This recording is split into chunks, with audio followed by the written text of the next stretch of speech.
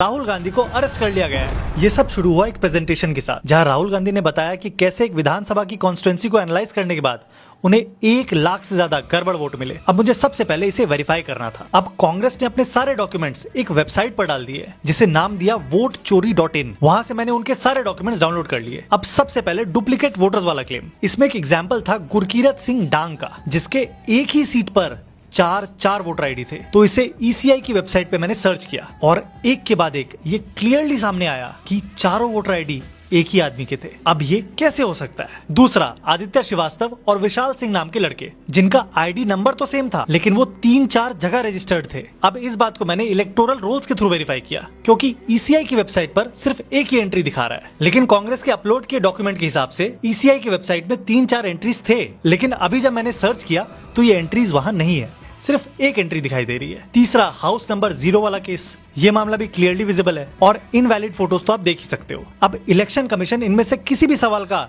सीधा जवाब नहीं देना चाह रही है। वो बोल रही है पहले डिक्लेरेशन साइन करो। आखिर इस बात का क्या लॉजिक हुआ? अब ये कितनी सीरियस बात है आप समझो। अगर हमारा वोट मैटर ही नहीं करता है तो फिर ये लोकतंत्र कैसा? और इसी मामले पर प्रोटेस्ट करते वक्त सारे ऑपोजिशन लीडर्स इंक्लूडिंग